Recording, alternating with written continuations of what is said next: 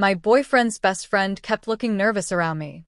I thought he was just awkward, but last night he showed up at my door at 2 a.m. What he told me made my blood run cold. Now I don't know who to trust anymore. I, 28F, have been with my boyfriend Marcus, 30M, for almost 3 years now. We met through mutual friends at a barbecue, and honestly, it felt like one of those rare connections where everything just clicks. He's thoughtful, funny, ambitious, and we've talked seriously about getting engaged next year. I genuinely thought I'd found my person. Marcus has this best friend, Jake, 29M, who he's known since middle school. They're the kind of friends who have countless inside jokes, who've been through everything together, first girlfriends, family drama, career changes, you name it. When Marcus and I started dating, he made it clear that Jake was basically family to him, which I totally respected. I've always believed that your partner's friendships are important and should be nurtured. Here's the thing though, from the very beginning, something felt off about Jake around me. At first, I thought maybe he was just protective of Marcus. You know how some friends can be territorial when their buddy gets into a serious relationship? I've seen it before. So when Jake seemed distant during our first few meetings, I didn't take it personally. I figured he needed time to warm up to me, to see that I genuinely cared about his best friend. But as months turned into years, Jake's behavior around me didn't improve. If anything, it got stranger. He would barely make eye contact with me at social gatherings. In group settings, he'd laugh and joke with everyone else, but the moment I'd join a conversation or stand near him, he'd find a reason to walk away or suddenly get very interested in his phone. Marcus never seemed to notice, or if he did, he never mentioned it. A few times I gently brought it up. Does Jake not like me or something? And Marcus would just laugh it off, saying Jake was awkward around new people or that he was dealing with stress from work. The nervous energy was the weirdest part. Whenever Marcus would leave the room and it was just Jake and me, even for 30 seconds, Jake would literally freeze up. His leg would start bouncing. He'd fidget with whatever was in his hands, and he'd give these short, clipped answers to any attempt at small talk I'd make. It was like being around me caused him physical discomfort. I tried everything to make him comfortable.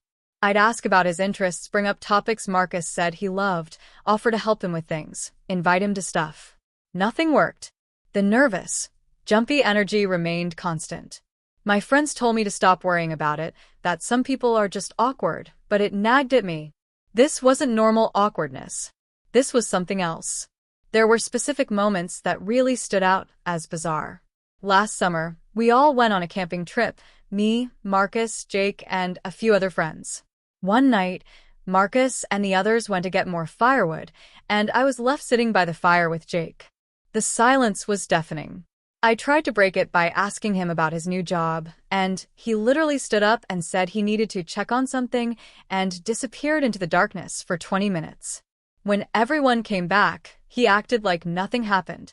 Another time, I stopped by Marcus's apartment unannounced to surprise him with lunch. Jake was there, and when he opened the door and saw me, his face went white. Actually white. He stammered something about Marcus being in the shower and practically blocked the doorway like he didn't want to let me in. When Marcus came out and saw me, he was happy and confused about why I was standing in the hallway. Jake had this look on his face I couldn't read, part panic, part something else I couldn't identify. Then there were the hushed conversations. Multiple times, I'd walk into a room and Marcus and Jake would immediately stop talking. They'd do that obvious thing where they'd change the subject too quickly or too smoothly, and I'd be left wondering what I'd interrupted. When I'd ask Marcus about it later, he'd say they were planning a surprise for someone's birthday or talking about guy stuff.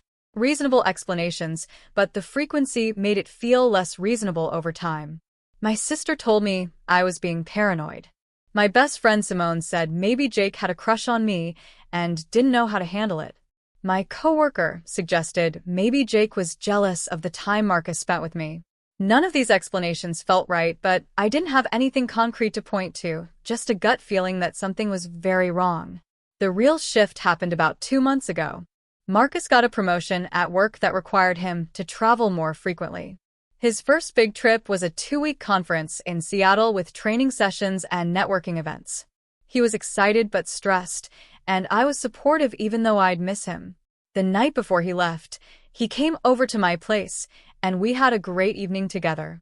He promised to call every day and seemed genuinely sad to be leaving. While Marcus was gone, something strange happened. Jake started texting me. Not anything inappropriate, that's not what I mean. But he'd never texted me directly before, not once in 3 years. Suddenly, I was getting messages like, "Hey, just wanted to check if you need anything while Marcus is gone, and let me know if you want to grab coffee or something. I know it sucks when he travels." It was nice, I guess, but also completely out of character for someone who could barely string 2 sentences together around me in person. I responded politely, but briefly. I grabbed coffee with him once during those 2 weeks, thinking maybe this was his way of finally trying to build a friendship with me. The coffee meetup was incredibly awkward. He asked a lot of questions about my relationship with Marcus, how we were doing, if I was happy, if Marcus treated me well. At the time, I thought he was being protective, but looking back, the questions felt pointed, almost like he was fishing for something. When Marcus came back from Seattle, Jake's texting stopped completely. Radio silence again. And the nervous energy around me returned full force, maybe even worse than before. I started paying closer attention to everything. I know this sounds creepy, but I couldn't help myself. I noticed that Jake would often text Marcus right before Marcus would tell me he needed to cancel plans. I noticed that sometimes Marcus's stories about where he'd been didn't quite line up with things I'd heard from other friends. Little inconsistencies, nothing dramatic, but enough to make the uneasy feeling in my stomach grow. One night about 3 weeks ago, I was at Marcus's place, and his phone was charging in the bedroom while we watched a movie in the living room. It buzzed several times, and he asked me to check if it was his mom, because she'd been having some health issues. I picked up his phone, and the notifications on the lock screen were from Jake. "Did you tell her? And we need to get our story straight, and this is getting too complicated." My heart started pounding. I brought the phone to Marcus, trying to keep my voice casual as I told him Jake was texting. He grabbed the phone quickly, read the messages, and his face did this weird thing where he tried to look normal, but I could see the tension in his jaw. He texted back quickly, and then said Jake was being dramatic about some work situation. Then he changed the subject by pulling me close and kissing my forehead. I wanted to believe him so badly, but I couldn't unsee those messages. The next day, I did something I'm not proud of. I went through Marcus's laptop while he was in the shower. I know this is a violation of privacy. I know it's the kind of thing that relationship advice columns tell you never to do, because it shows broken trust. But I was desperate for answers, and the alternative was slowly losing my mind with suspicion. What I found was worse than I could have imagined, but also somehow not concrete enough to confront him about. There were Google searches for things like how to hide transaction history and best excuses for being out late. There were old calendar entries that had been deleted but were still in the trash folder, dates and times that didn't match up with what he'd told me he was doing. There was a folder of screenshots that appeared to be text conversations, but they were cropped strangely, like he was saving them as evidence of something or coordinating stories with someone. But nothing definitive. Nothing that said, "I'm cheating on you," or "I'm doing something terrible." Just pieces of a puzzle I couldn't quite assemble. I closed the laptop feeling sick. I couldn't eat dinner that night. Marcus noticed and asked if I was feeling okay, bringing me tea and being sweet and attentive in all the ways that made me fall in love with him in the first place. I felt crazy. How could this caring, wonderful man be hiding something terrible? Was I manufacturing drama where none existed? I decided I needed to talk to someone outside the situation, so I called my older brother Derek. Derek is a lawyer and generally the most rational, non-reactive person I know. I laid out everything: Jake's behavior, the weird texts, the inconsistencies, what I'd found on the laptop. I expected him to tell me I was being paranoid. Instead, he was quiet for a long moment and then said, "Trust your gut. Something's not right here. But don't confront Marcus until you have real information. Right now you have suspicions, and he can explain away suspicions." So I waited, and I watched, and the anxiety was eating me alive. Last week, things escalated. Marcus told me he had a work dinner on Thursday night that would run late, probably until 11 or so. I said fine, no problem. But at 9:30, I was driving home from my own friend's house, And I saw his car parked outside a bar downtown. Not a restaurant, a bar, and not one he'd ever mentioned going to for work stuff. I drove around the block twice to make sure it was his car. Same make, model, color, and license plate. I sat in my car for 10 minutes having a full panic attack, trying to decide what to do. Should I go in? Should I call him? Should I drive home and pretend I never saw it? I ultimately decided to go home, because I didn't trust myself not to make a scene, and I wanted to see if he'd lie about where he'd been. When he called me at 11:15 to say he was heading home from dinner, I asked how it went. He launched into a detailed story about the restaurant, the clients, the food they ordered. He was so specific and convincing. If I hadn't seen his car at that bar with my own eyes, I would have believed every word. That sounds nice, I said, my voice somehow steady. I'm glad it went well. After we hung up, I cried for an hour straight. This man I loved, who I thought I knew completely, was lying to me. But about what? And why? I barely slept that night, and the next few days were a blur of me going through the motions while my mind raced constantly. I snapped at my coworkers. I couldn't focus on anything. Simone took me out for drinks on Saturday and told me I looked terrible and needed to either confront Marcus or let it go because the middle ground was destroying me. She was right. I decided I would talk to him the next time I saw him, lay out my concerns calmly, and ask for honesty. I practiced what I'd say in the mirror. I prepared myself for the conversation. But then last night happened. It was 2 a.m, and I was in that half-asleep state where you're not sure if you're dreaming or awake.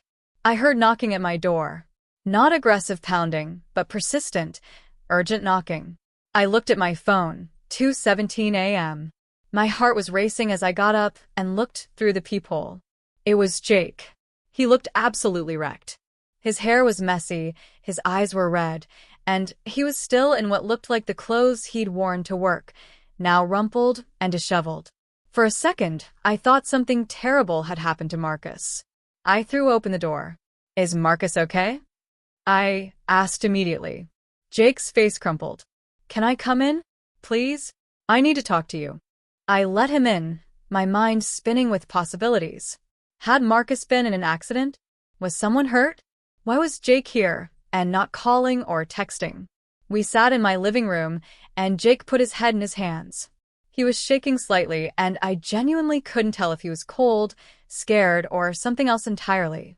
I waited, every second feeling like an eternity. Finally, he looked up at me, and his eyes were filled with something that looked like genuine anguish. He made me lie to you, Jake said, his voice cracking. Marcus made me lie to you, and I can't keep covering for him anymore. I can't do this. The room started spinning. Everything I'd suspected, all the pieces I couldn't quite fit together, suddenly felt very, very real. What are you talking about? I managed to ask, even though part of me wanted to put my hands over my ears and refused to hear whatever came next. Jake took a shaky breath. I've been his alibi for over a year. Every time he told you he was with me, or that we had plans, or that something came up with me, most of the time, I wasn't even with him. He'd text me what to say if you asked what story we were supposed to have. I've been covering for him, and I hate myself for it. My mouth went dry. Covering for what? Is he cheating on me? The question hung in the air between us. Part of me wanted him to say yes, just to have a concrete answer. But Jake shook his head, which somehow made it worse. It's not another woman, he said. I mean, I don't think so. He's never said anything about that. But honestly, I don't actually know what he's doing when he's not with you, and that's the truth. He just tells me he needs an alibi, needs me to back up whatever story he's given you, and I've done it because he's my best friend, and he swore it wasn't anything that would hurt you. How could lying to me not hurt me?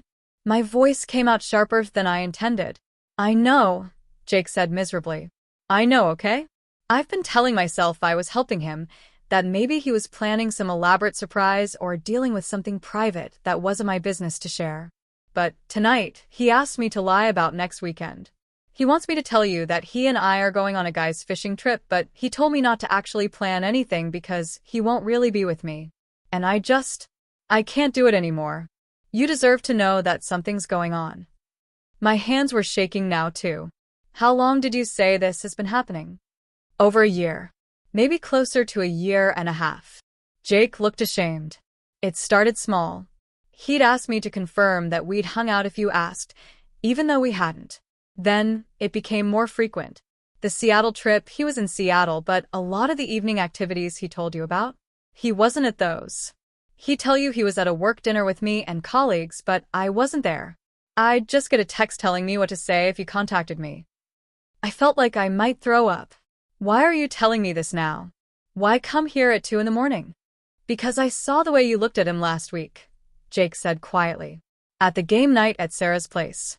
I saw you watching him, and I could tell you were suspicious, and it hit me that I've been helping him gaslight you. That's what this is. I'm helping him make you doubt your own instincts, and that's fucked up. You've been nothing but kind to me for 3 years, and I've been lying to your face. You've barely been able to look at me for 3 years, I said, and suddenly his nervousness made complete sense. That's why you were always so weird around me. The guilt. He nodded. I couldn't handle it. Every time I saw you, I felt sick about what I was doing. I tried to minimize time alone with you because I was afraid I'd slip up or that you'd ask me something I'd have to lie about. And then when Marcus went to Seattle, he told me to check on you, to be friendly, to make sure you weren't getting suspicious. I hated every second of it. We sat in silence for a moment. I was trying to process everything, but my brain felt like it was moving through mud. You really don't know what he's doing? I asked. I really don't. I've asked him directly multiple times, especially in the last few months when the lying got more frequent. He always says it's complicated, that he'll explain everything soon, that he just needs me to trust him. But I'm done trusting him if it means lying to you. Does he know you're here? Jake shook his head vehemently. God, no. He'd lose his mind. He's always saying how important it is that we keep our stories straight, how everything would fall apart if you found out. He'd probably never speak to me again. Maybe he shouldn't, I said coldly. You've been lying to me for over a year. I know, Jake said, and he actually had tears in his eyes now. I know I'm a terrible person. I'm not here because I think you'll forgive me or because I want you to think I'm some kind of hero. I'm here because you deserve the truth, and I'm the only one who can give it to you since Marcus won't. I stood up and started pacing. My mind was racing through every moment of the past year and a half, recoloring every memory with this new information. How many times had Marcus referenced Jake when he was lying? How many times had I smiled and nodded, believing I was hearing the truth? What do I do? I asked more to myself than to Jake. Confront him, Jake said immediately. Tell him you know he's been lying. Don't tell him I told you if you don't want to. Tell him you figured it out, or that you followed him, or whatever. But don't let him keep doing this to you. But I don't even know what I'm confronting him about, I said, frustration rising in my voice. What? He's been lying about his whereabouts. What if he's planning a surprise wedding proposal, and you've just ruined it? Even as I said it, I knew how ridiculous it sounded. But part of me was still grasping for innocent explanations. Jake gave me a look that was pure pity. For a year and a half? With increasingly complicated lies? Getting nervous when you drop by unannounced? Telling me to make sure you don't get suspicious? Come on. You know this isn't something good. He was right. Deep down, I knew. Jake left about 20 minutes later, after giving me his genuine apology and telling me to contact him if I needed any specific information about dates or times. He looked lighter as he left, like a burden had been lifted, which made me irrationally angry. He got to feel better while my entire world was crumbling. I couldn't sleep the rest of the night. I sat on my couch, wrapped in a blanket, watching the sky gradually lighten outside my window. I made a mental list of every lie I could now identify, every time Marcus had used Jake as an excuse. The list was horrifyingly long. At 7 a.m, Marcus texted me, "Good morning, beautiful. Want to grab breakfast before I head to the gym?" I stared at the message for a full minute before responding. "We need to talk. Can you come over now?" His response was immediate. "Is everything okay? Just come over." He arrived 30 minutes later, concern written all over his face. He was wearing gym clothes and carrying my favorite coffee order from the place down the street. Any other morning, this would have been sweet and thoughtful. Today, it felt like manipulation. "What's wrong?" he asked as soon as he stepped inside, setting the coffee down and reaching for my hands. I pulled away. "I know you've been lying to me." His face went very still. "What are you talking about?" "I know about the alibis. I know Jake has been covering for you. I know about all of it."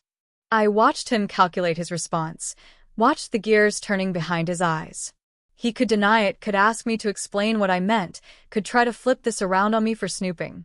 I could see him weighing his options. Finally, his shoulders slumped. "Okay," he said quietly. "Okay. Okay," I repeated, my voice rising. "That's all you have to say? Okay." "I need to sit down," he said, and he actually looked like he might pass out. We sat on opposite ends of my couch, the physical distance between us feeling symbolic of everything else. "Tell me the truth," I said. "Right now. All of it. Or we're done." Marcus put his head in his hands, mirroring Jake's posture from hours earlier. When he finally spoke, his voice was barely above a whisper. "I've been going to therapy," he said. Of all the things I'd imagined he might say, this wasn't even on the list. "What?" "Therapy. I've been seeing a therapist twice a week for almost 2 years now, and I didn't want you to know." I felt like I'd been slapped. That's what this is about. Therapy? You've been lying to me and making Jake lie to me because you're going to therapy? "You don't understand," he started, but I cut him off. "Then make me understand. Why would you hide therapy? I would have been supportive. I've literally suggested couples therapy before, and you said you'd be open to it." "It's not regular therapy," Marcus said, and now he looked up at me with red-rimmed eyes. "I've been going to a psychiatric clinic. I'm on medication. I have bipolar disorder, and I didn't want you to know." The room went silent except for the sound of my own heartbeat in my ears. "What?" I breathed. And then Marcus told me everything. He explained that about 2 years ago, shortly before we started dating, he'd had what he now knew was a hypomanic episode. He'd made impulsive financial decisions, barely slept for weeks, been irritable and aggressive with friends and coworkers. When he finally crashed, he crashed hard, depressive episode, couldn't get out of bed, was on the verge of losing his job. A friend convinced him to see a psychiatrist, and he was diagnosed with bipolar II disorder. "By the time we met, I was just starting to get stable on medication," he said. "And you were so perfect, and I was falling for you so fast, and I thought if you knew about my diagnosis, you'd run." Everyone says they're understanding about mental health until they actually have to deal with it. "So you just didn't tell me?" I was still trying to process this. "I told myself I'd tell you once we were more serious, once you really knew me and loved me enough that it wouldn't scare you off. But then we got more serious, and I was terrified of losing you, and I just kept putting it off. And the longer I waited, the harder it became to bring up because I'd been lying by omission for so long." "The alibis," I said. "The times with Jake." Marcus nodded miserably. "Most of my appointments are in the evening or during lunch, and I didn't want to explain where I was going. So I'd tell you I was meeting Jake or working late or at some work event. And I made Jake back on my stories because I was desperate to keep the secret. I know how wrong that was. I know I've been a horrible person. You've been lying to me for our entire relationship," I said, and I felt tears starting to form. "Every time I asked you where you were, every time I tried to plan something around your schedule, every time Jake acted weird around me, all of it was because of this lie." "I'm so sorry," Marcus said, and he was crying now too. "I'm so sorry. You have no idea how many times I almost told you. But I was scared that you'd see me differently, that you'd worry all the time, that you'd think I was broken or unstable." "Is that why you've been researching how to hide things? The Google searches on your laptop?" He looked startled. "You went through my laptop?" "Don't," I said sharply. "Don't try to make this about my snooping when you've been systematically lying to me for years." "Yes, I looked at your laptop because I thought I was going crazy. The searches were about hiding my medication and appointment reminders from you," he admitted. "I have this whole system. I use a separate calendar. I have my medication delivered to my office instead of home. I have a different pharmacy than the one we usually use. It's exhausting, and I hate it, but I convinced myself it was necessary." We sat there for a long time, both of us crying, both of us processing. I had so many emotions running through me that I couldn't identify individual feelings. They all just blurred together into one overwhelming wave. Why are you telling me now? I finally asked. If Jake hadn't come to me, would you have ever told me the truth? Marcus hesitated, which was answer enough. I don't know, he finally said. Maybe not. And I know that makes me a coward. What about the bar downtown last week? You said you were at a work dinner, but I saw your car outside a bar at 9:30. His eyes widened. You saw that? I drove past. I didn't go in. There's a support group that meets in the room above that bar, Marcus said. It's specifically for people with bipolar disorder. My therapist recommended it. I've been going on and off for a few months. Every answer led to more questions, and every question revealed another layer of deception. It was like peeling an onion, except instead of finding the core, I just kept finding more layers. The Seattle trip, I said. Jake said you weren't at a lot of the evening events you told me about. I went to a psychiatry conference that was happening at the same time as my work conference, Marcus admitted. There were sessions about new treatments and medications, and I wanted to learn more. So I'd skip the work evening stuff and go to those sessions instead. I told Jake to cover for me if you asked. Does anyone else know? Your family? My mom knows. She helped me find the first therapist. But no one else. Not my dad, not my siblings, not any of our friends except Jake. And he only knows because I needed him to lie for me. I stood up and walked to the window, needing physical distance to think. The morning sun was fully up now, and I could see people walking their dogs, going for runs, starting their normal days. Meanwhile, my entire relationship had just been revealed to be built on a foundation of lies. I don't know if I can forgive this, I said, not turning around. I understand, Marcus said, and I could hear the devastation in his voice. I understand if this is over. I know I don't deserve forgiveness. It's not about the bipolar disorder, I said, turning to face him. I need you to understand that. If you had told me on our first date, or after a month, or even after 6 months, I would have been supportive. I would have educated myself, asked how I could help, been there for you. I'm not scared of mental health issues. I'm scared of being lied to. I know, he said. You made me doubt myself. I continued, the anger building now. All those times I felt like something was off, like Jake was acting weird, like your stories didn't add up. I convinced myself I was being paranoid or crazy. You and Jake gaslight me for 1.5 years. Do you understand how that feels? I'm sorry, he said again, but the words felt hollow. And Jake, I said. He's been miserable this whole time, clearly. You put him in an impossible position, and you damaged his mental health too in the process. What kind of friend does that? Marcus didn't have an answer for that. I need you to leave, I said. I need time to think, and I can't do that with you here. Can we talk later? He asked desperately. Please? I know I messed up, but I love you. I want to fix this. I don't know if this is fixable, I said honestly. Right now, I don't even know who you are. The person I thought I was in love with doesn't lie to me for years. So I need to figure out if the Marcus I know is real at all, or if he's just another construction built on lies. He left, and I immediately called Simone.